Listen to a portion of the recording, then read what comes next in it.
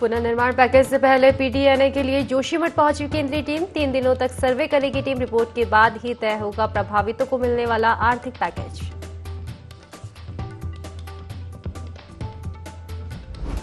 बद्रीनाथ, रुद्रनाथ और हेमकुंड साहिब के लिए रवाना हुई सिक्स सिग्मा मेडिकल टीम। मुख्यमंत्री पुष्कर सिंह धामी ने टीम को किया रवाना। यात्रा में निःशुल्क स्वास्थ्य सेवाएं देंगी मेडिकल टीम।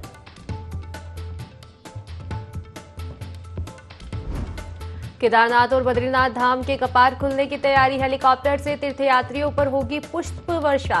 बीकेटीसी करेगा तीर्थयात्रियों का स्वागत।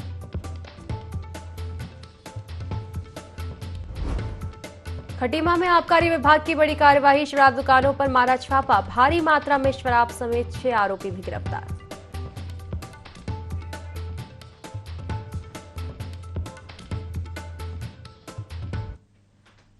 नमस्कार, स्वागत है आपका देवभूमि लाइव में और मैं हूं आपके साथ खुशी व्यास। तो चलिए रुक करेंगे बड़ी खबर की ओर। देहरादून से आपको बड़ी खबर बता दें, जहां सीएम धामी ने आपदा क्षेत्र का निरीक्षण किया है। बता दें कि सरखेत में राहत कार्यों का उन्होंने जायजा लिया और इसी के साथ प्रभावित परिवारों से भी सीएम धामी ने मुलाकात की है। प्रभावित परिवारों को राहत राशि के चेक बुलेटिन भी उन्होंने वितरित किए हैं।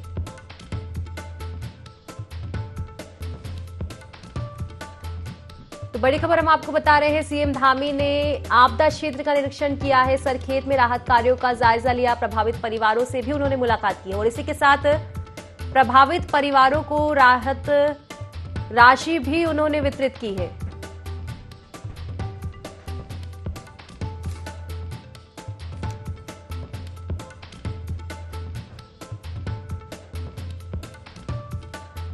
तो सीएम धामी आपदा क्षेत्र पहुंचे हैं, जहां पर उन्होंने निरीक्षण किया और इसके तहत अगर हम बात करें तो सरखेत में राहत कार्यों का उन्होंने जायजा लिया है और प्रभावित परिवारों से मुलाकात की है, बातचीत उनसे की है और उनकी समस्याओं को सुना है और इसी के साथ जो भी प्रभावित परिवार है, राहत राशि का वितरण भी उन्हें किया गया है।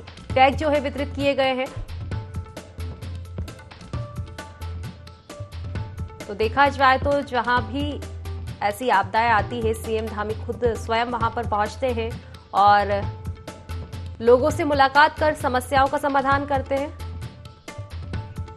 चलिए खबर पर ज्यादा जानकारी लेंगे। हमारे संवाददाता विनय हमारे साथ जुड़ चुके हैं। विनय, सीएम धामी ने आपदा क्षेत्र का निरीक्षण किया है और इसी के साथ प्रभावित परिवारों की भी मदद की है, क्या कुछ जानकारी? जी बिल्कुल, देखिए आपको बताना चाहूंगा कि अगस्त 2022 में देहरादून जिले के पास मालदेवता में बादल फट गया था, जिससे जो क्षेत्र में भारी नुकसान पहुंचा था। तो मुख्यमंत्री पुष्कर सिंह धामी ने बारिश से हुई तबाही का जायजा लिया था। इस दौरान वो कई जगहों पर जेसीबी जो है उस पर बैठकर भी कई इलाकों का जो है उन्होंने निरीक्षण किया था। वहीं आपदा प्रभावित की अगर बात करें तो राशि देने के बाद मीडिया से भी उन्होंने जो है बात की है और सीएम धामी ने आपदा के कारण इस क्षेत्र में काफी नुकसान हुआ, इस क्षेत्र के मुख्य धारा से जोड़ने के लिए सभी विभाग काम कर रहे हैं। साथ ही आपदा से प्रभावित लोगों का विस्थापन और पुनर्वास होना चाहिए। इन सब चीजों को देखते हुए जो है धामी ने ये बात कही है। प्रदेश के मुख्यमंत्री जो धामी जी हैं, उनका साफ कहना है कि सरकार का प्रयास है ये क्षेत्र मुख्य धारा में लौटे और इसके लिए जो जरूरी काम है वह सब काम किए जाएंगे। जी बिल्कुल विनय, अगर देखा जाए तो जहां भी इस तरह की समस्याएं होती है, अगर जोशीमठ की भी हम बात करें तो वहां भी स्वयं सीएम धामी पहुंचे थे और उन्होंने प्रभावितों से मुलाकात की थी, उनकी भी मदद की थी। और अगर हम सरखेत की बात करें तो यहाँ भी उन्होंने प्रभावितों को चेक वितरित किए हैं, ऐसी बात सामने आई है। जी बिल्कुल, देखिए जितने भी यहाँ पर आपदा प्रभावित जो लोग हैं उनको जो है यहाँ पर चेक वितरित किए गए हैं और जितनी भी आपदा प्रभावित जो यहाँ पर समस्याएं होती हैं उनको लेकर यहाँ पर सरकार की बात करें तो सरकार पूरी तरीके से जो है यहाँ पर काम भी करती हुई नजर आती है और इसके लिए जो प्रशासन है, प्रशासन को समय समय पर यहाँ के लिए बोला जाता है, निर्देश दिए जाते हैं कि ध्यान रखा जाए और उस पर काम किया जाए लोगों की समस्याओं को लेकर। जी विनय, बहुत बहुत शुक्रिया तमाम जानकारी साझा करने के लिए।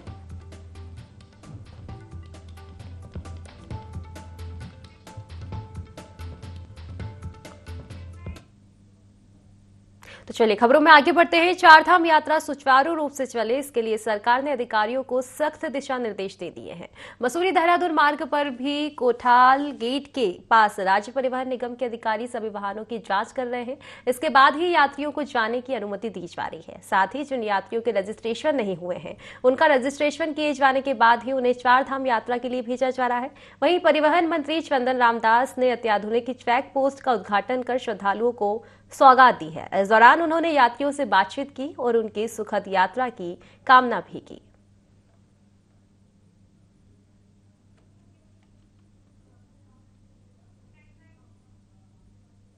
तो उधम सिंह नगर के सीमांत खटीमा क्षेत्र में आबकारी विभाग ने शराब की दुकानों पर छापेमार कार्रवाई की है और इस मौके से 80 लीटर कच्ची शराब, 2 पेटी अंग्रेजी शराब, 2 पेटी बियर की बोतल बरामद की गई है और इसके साथ ही 6 आरोपियों को भी गिरफ्तार किया गया है। बता दें कि 6 अभियुक्तों को गिरफ्तार किया गया है और जिला आबकारी अधिकारी अशोक मिश्रा के निर्देशानुसार जनपदीय परिवर्तन दल ने संयुक्त रूप से इस कार्यवाही को अंजाम दिया है।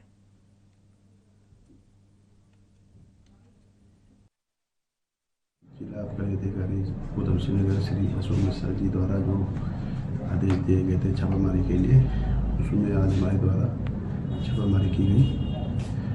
इसमें खटीमा क्षेत्र और पलटन टीम रुद्रपुर साथ मिलकर कार्रवाई की, जिसमें चकरपुर, आलामिट्टी, कुटरा, सहजना, विगराबाद, भोर आदि क्षेत्रों में तबीज दी गई। कुल 6 लोग पकड़े गए, जिसमें कुछ देसी शराब है, कुछ बियर है, अंग्रेजी शराब है और कुछ कच्ची शराब है, जिसमें 4 अभियोग हमारे द्वारा दर्ज किए गए, 2 अभियोग पलटन टीम द्वारा दर्ज किए गए। जो वैधानिक कार्रवाई है वो की जा रही है। तो आबकारी विभाग ने बड़ी कार्यवाही को अंजाम दिया है। बता दें कि 6 आरोपियों को गिरफ्तार किया है, जिनके कब्जे से बड़ी मात्रा में शराब भी बरामद की गई है।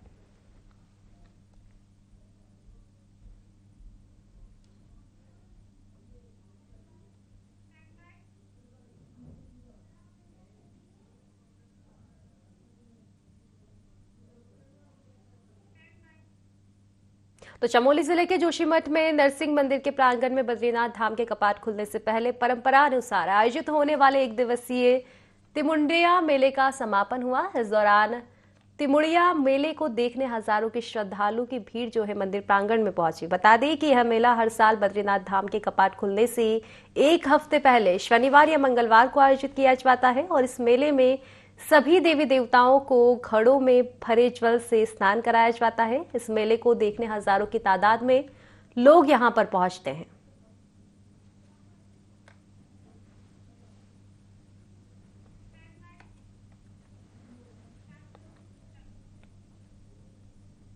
तो चलिए इसी के साथ अब खबरों में आगे बढ़ते हैं। उत्तराखंड के मैदानी क्षेत्रों में तेंदुए की दस्तक ने दहशत मचवा दी है। लोगों के घरों के अंदर रहने के लिए लोग जो है मजबूर है और तो वहीं दूसरी ओर जानवरों की दस्तक सड़क दुर्घटनाओं का सबब भी बनती जा रही है।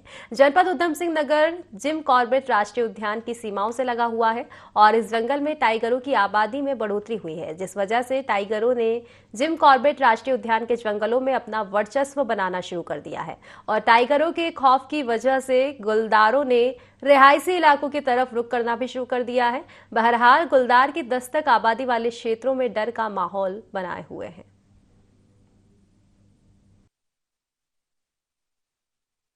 इलाकों में जो आवाजाही हो रही है वो लेपर्ड की हो रही है। लगातार लेपर्ड की घटनाएं सुनने में आ रही, लोगों के द्वारा जो लेटर भी आ रहे हैं, उनके फ़ोन भी आ रहे हैं और उच्च स्तर से भी इस पर निर्देश प्राप्त हुए कि ये जंगली जानवरों को जो रिहायशी आबादी में क्षेत्रों में आने से रोका जाए। तो उस संबंध में ये अवगत कराना है कि वास्तव में स्थिति ये है कि जंगल में अभी जैसे आपको पता ही है टाइगरों का एस्टिमेशन का रिजल्ट आया है, तो टाइगर की संख्या बढ़ी है। तो टाइगर और लेपर्ड का सीधा संबंध है कि अगर टाइगर बढ़ेंगे तो लेपर्ड को अब उन जो क्षेत्र है जिस एरिया में लेपर्ड रहते हैं वो एरिया भी टाइगर कवर कर लेता है, तो उनको मजबूरन बाहर भागना पड़ता है। तो पर्यटन विभाग के तत्वाधान में state institute of hotel management एवं कैटरिंग संस्थान ने 3 दिवसीय सामान्य व्यवहारिक प्रशिक्षण शिविर का आयोजन किया, जिसमें होम स्टे संचालकों को प्रशिक्षण दिया जा रहा है। बता दें कि चमोली के उर्गम में यहां शिविर लगाया गया है, जहां जिलाधिकारी हिमांशु खुराना निरीक्षण करने पहुंचे। उन्होंने होम स्टे संचालकों को प्रोत्साहित करते हुए कहा कि पर्यटकों से अच्छा व्यवहार रखते हुए उन्हें हर संभव मदद करें। अच्छी सुविधाएं मिलने पर पर्यटकों की आवाजाही और बढ़ेगी। वहीं जिलाधिकारी ने होम स्टे संचालकों से उनकी समस्याएं भी सुनी और कहा कि क्षेत्र में पर्यटन बढ़ाने के लिए सभी प्रयास जो है वो किए जा रहे हैं। इस दौरान जिलाधिकारी ने पर्यटन अधिकारी को ट्रैक मार्ग सुधारीकरण, साइन बोर्ड और जरूरी सुविधाएं विकसित करने का प्रस्ताव तैयार करने के निर्देश भी दिए हैं।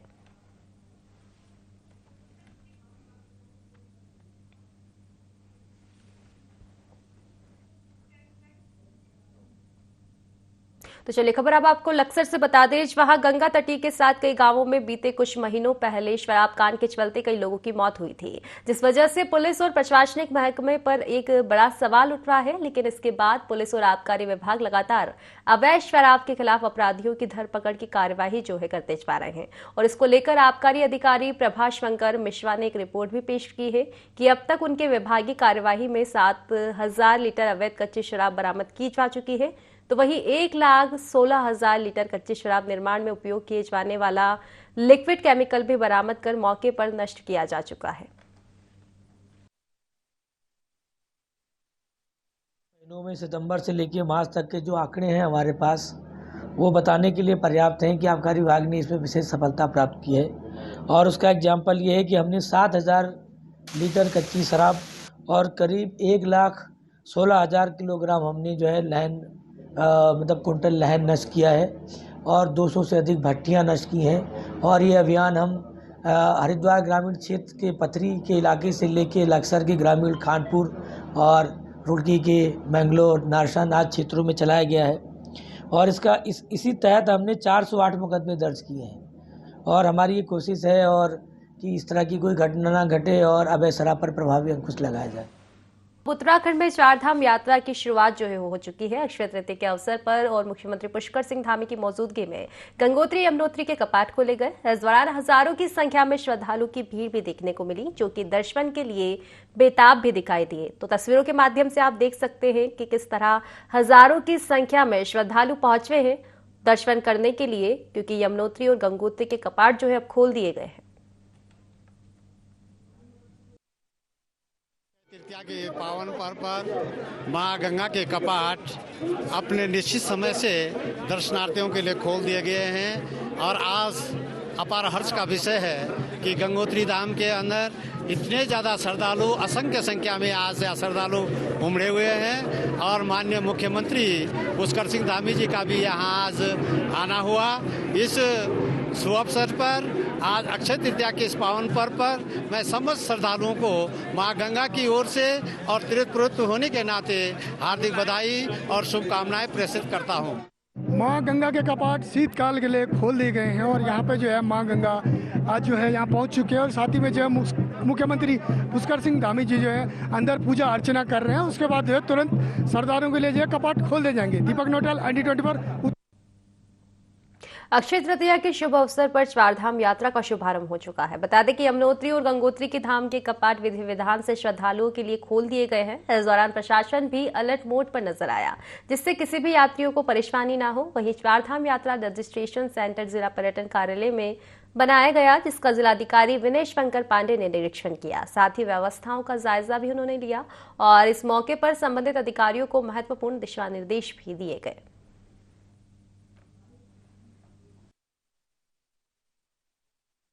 जानकारी आई थी कि यहाँ पर काफ़ी संख्या में यात्रीगण आए थे और उनका रजिस्ट्रेशन नहीं होने से थोड़ा सा उनकी नाराज़गी थी। लेकिन उसके पीछे जो वजह थी आप सभी को पता है कि स्लॉट्स निर्धारित थे और जैसे स्लॉट ख़त्म हुए तो अपने आप ये जो सिस्टम था बंद हो गया था। कल शाम को ये शासन स्तर पर निर्णय हो गया है। अब संख्याओं की जो लिमिट थी उसको हटा दिया गया है। कितनी भी संख्या में लोग आएँ सबके रजिस्ट्रेशन होंगे और लोग अपनी सुविधानुसार यात्रा कर सकते हैं। आज उसी कड़ी में आप देख सकते हैं कि यहाँ व्यवस्थाएं बहुत ठीक ठाक ढंग से चल रही हैं।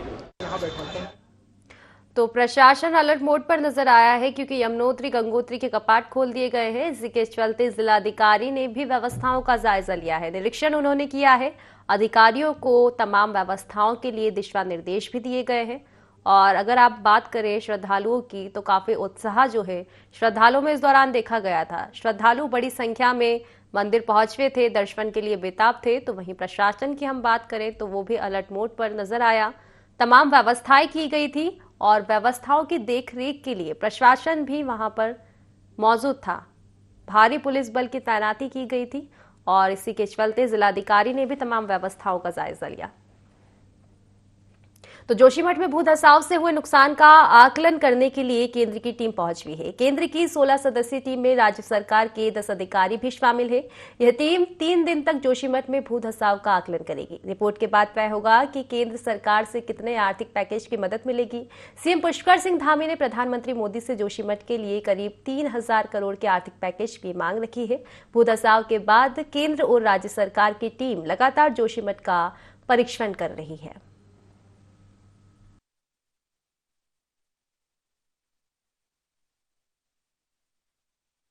सरकार द्वारा जो भी समिति वहाँ पे गठित की गई है, लगातार वो जोशीमठ के मामले को लेके बनी हुई है और समय समय पे आके हमारी जो टीमें हैं, राज्य सरकार की टीम और केंद्रीय सरकार की टीम, दोनों जो है वहाँ पे हर स्थिति का जायज़ा ले रहे हैं। क्योंकि आप देख रहे हैं कि हमारे वहाँ पे जो पहले की स्थिति थी अब तो बहुत सामान्य हो चुकी हैं व्यवस्थाएँ सारी जो की गई हैं, लेकिन आगे के लिए जो हमारा वहाँ पे जो स्थानीय लोगों की डिमांड्स थी, उन सभी चिंताओं को लेकर हमारी सरकार भी उसमें बनी हुई है और हम चाहते हैं कि जल्द से जल्द वहाँ के लोगों की जो समस्याएं हैं उनका भी निस्तारण हो। और जिस प्रकार से भूवैज्ञानिक और एक्सपर्ट की हमारे पास जो रिपोर्ट आई है उसके अंतर्गत क्या क्या चीज़ें वहाँ पे की जा सकती हैं, उसके लिए सरकार का। उत्तराखंड के प्रसिद्ध बाबा विश्वनाथ जगदीश शीला की डोली इस बार 3 मई से उत्तराखंड के सभी धामों की यात्रा करेगी। इस दौरान यात्रा संयोजक मंत्री प्रसाद नैथानी ने कहा कि देवभूमि को तीर्थटन के नाम से जाना जाता है, लेकिन यहाँ पर 4 धाम के अलावा लगभग 1000 सिद्धपीठ है। पर प्रचार प्रसार की कमी होने से आने वाले यात्रियों को उनके विषय में जानकारी नहीं मिलती है, इसलिए इस यात्रा का आयोजन किया गया है और इस यात्रा का उद्देश्य इन सभी सिद्धपीठों से यात्रियों को अवगत कराना है। वहीं उन्होंने बताया कि हमारी ओर से इन सभी स्थानों की एक लिस्ट पर्यटन मंत्री सतपाल महाराज को दे दी गई है और उनसे आग्रह किया गया है कि उत्तराखंड की पर्यटक पुस्तिका में इनका जिक्र किया जाए। 3 मई को हरिद्वार से प्रारंभ होगी और उत्तराखंड के 13 जनपदों का 10,500 किलोमीटर की यात्रा तय करने के बाद ये विसोन पर्वत टिहरी गढ़वाल में पड़ता है, जहाँ पर गुरु वशिष्ठ जी और वहाँ पर स्वामी राम तीर्थ जी ने तपस्या की।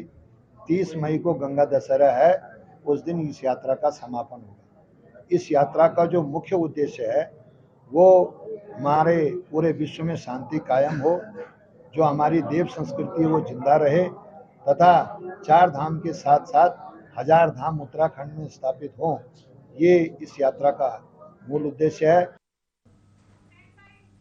तो चलिए उत्तरकाशी से अब आपको बड़ी खबर बता दें, वहां 4 धाम यात्रा पर आए एक यात्री की मौत हो गई। हार्ट अटैक से जो है यात्री की मौत का कारण बताया जा रहा है। बता दें कि यमुनोत्री धाम के दर्शन करने जो है यहाँ यात्री आया हुआ था और गुजरात से तीर्थ यात्री जो है दर्शन करने के लिए आया था और इसी दरमियान हार्ट अटैक के चलते उसकी मौत हो गई। स्वास्थ्य विभाग ने जगह जगह इसको लेकर कैंप लगाया। आपको बता दें कि यात्रियों के लिए हेल्थ सेंटर भी अब खोल दिए गए हैं। तो 4 धाम यात्रा को लेकर पूरी तैयारी कर दी गई थी और जगह जगह कैंप लगाए गए हैं। यात्रियों की सुविधाओं के लिए हेल्थ सेंटर भी लगाए गए हैं। लेकिन ये बड़ी अपडेट आ रही है उत्तरकाशी से, जहां 4 धाम यात्रा पर गए एक श्रद्धालुओं की मौत हो गई। हार्ट अटैक से जो है इस श्रद्धालु की मौत हुई है। बताया जा रहा है कि जो श्रद्धालु था गुजरात से तीर्थ यात्रा पर आया हुआ था दर्शन करने के लिए। इसी दरमियान अचानक से हार्ट अटैक के चलते उसकी मौत हो गई।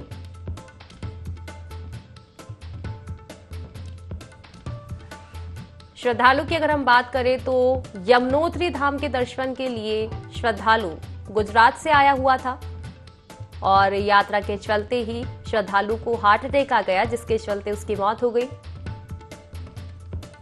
वैसे अगर देखा जाए तो 4 धाम यात्रा को लेकर तमाम तैयारी प्रशासन ने की है। स्वास्थ्य विभाग ने जगह जगह कैंप लगाए हैं, यात्रियों के लिए हेल्प सेंटर भी खोले गए हैं। लेकिन देखा जाए तो इस तरह की तस्वीर जो है सामने आई है, जो कि चिंताजनक है। चलिए विस्तार से जानकारी लेंगे। हमारे संवाददाता दीपक हमारे साथ जुड़ चुके हैं।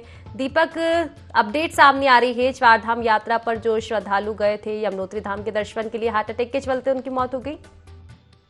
जी, कल यात्रा के पहले ही दिन जो है एक गुजरात से हुए यात्री को जो है हार्ट अटैक से मौत हो गई थी। साथ ही उस जो उनकी मौत हुई उससे जो है स्वास्थ्य विभाग से जागा है और स्वास्थ्य विभाग ने जो है जगह जगह जो है हर बैरियर पे अपने कैंप लगा दिए और उनकी जो भी यात्री जा रहे हैं उनकी पूरी स्कैनिंग हो रही है और जो मतलब किसी भी प्रकार की दवाइयाँ लेते हैं उनको एडवाइस दी जा रही है कि किस प्रकार की दवाई खानी, कैसे पहाड़ में रहना, क्योंकि चार धाम यात्रा पे दूर दूर के लोग आते हैं। जी दीपक, बहुत बहुत शुक्रिया तमाम जानकारी साझा करने के लिए। तो यमुनोत्री धाम के लिए श्रद्धालु दर्शन करने के लिए गया हुआ था। इसी दरमियान श्रद्धालु को हार्ट अटैक आया जिसके चलते उसकी मौत हो गई। हालांकि प्रशासन की अगर हम बात करें तो तमाम सुविधाएं, तमाम व्यवस्था प्रशासन ने की है, लेकिन फिर भी इस तरह की तस्वीरें सामने आना चिंताजनक।